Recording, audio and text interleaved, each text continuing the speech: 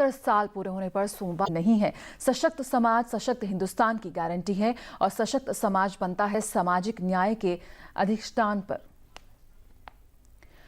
हिंसा और अत्याचार का हमारे देश में कोई स्थान नहीं है। अगर भारत के लोकतंत्र को मजबूत बनाना है तो हमारे लिए हिंसा का मार्ग कभी कामयाब नहीं होगा। प्रधानमंत्री नरेंद्र मोदी ने कहा कि जिस तरह से बलूचिस्तान और पीओके के लोगों ने मुझे धन्यवाद दिया है, इस तरह से मेरे देश की सारी जनता को धन्यवाद दिया है। मैं उन लोगों के प्रति आभार प्रकट करता हूं। भारत की जनता पेशावर हमले पर दुख व्यक्त करती है, लेकिन पाकिस्तान सरकार आतंकवाद को महिमा मंडित करती है।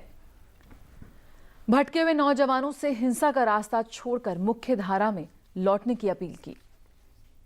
एक समय था जब सरकारें आरोपों से घिरी रहती थीं, लेकिन आज अपेक्षाओं से घिरी रहती हैं।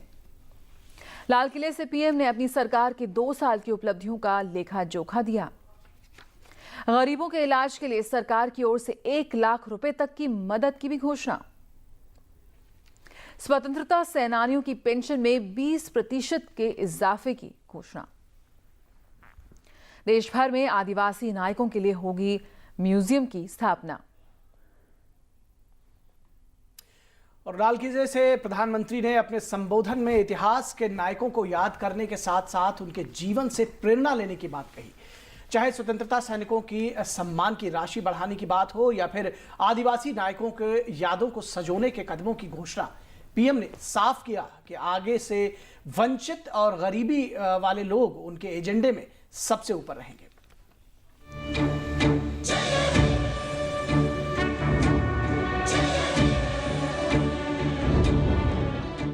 जश्न आजादी हमें बार बार याद दिलाता है कि कोई भी देश तब तक भविष्य की बुलंदियां नहीं छू सकता जब तक कि वो अपने बीते कल के गर्व को और उसके संघर्ष के भाव को दिल में न समेटे हो। ऐतिहासिक लाल किले की प्राचीर से लहराते तिरंगे के नीचे खड़े हो प्रधानमंत्री ने स्वातंत्र्य वीर सैनिकों का नमन किया, जिन्होंने अपने वर्तमान को हमारे आज के लिए दांव पर लगा दिया था। कृतज्ञता में प्रधानमंत्री ने स्वतंत्रता सेनानियों की सम्मान राशि में 20% वृद्धि की घोषणा की।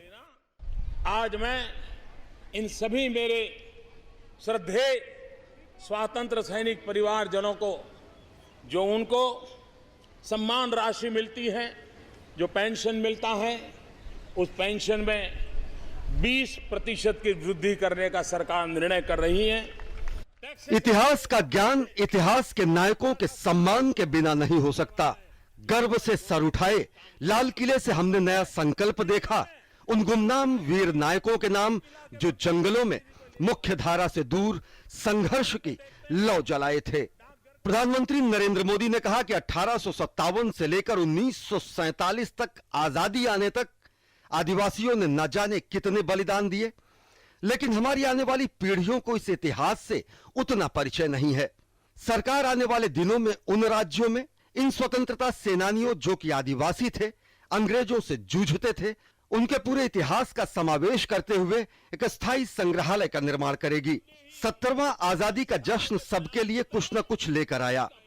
पीएम ने जमीनी सच्चाई और समस्या की नब्ज पर हाथ रखते हुए महंगी होती मेडिकल सेवा को लेकर एक बड़ी पहल देश के सामने रखी। हम ये योजना लेकर के आए हैं कि आने वाले दिनों में ऐसे किसी गरीब परिवार को आरोग्य की सेवाओं का लाभ लेना है तो वर्ष में 1 लाख रुपये तक का खर्च भारत सरकार उठाएगी। एक मजबूत इरादा सामने था, एक समाज, एक सपना, एक संकल्प, एक दिशा और एक मंजिल की कोशिश सामने थी और प्रधानमंत्री की नई कोशिशें इस मंजिल को और करीब ला देती है। DD news.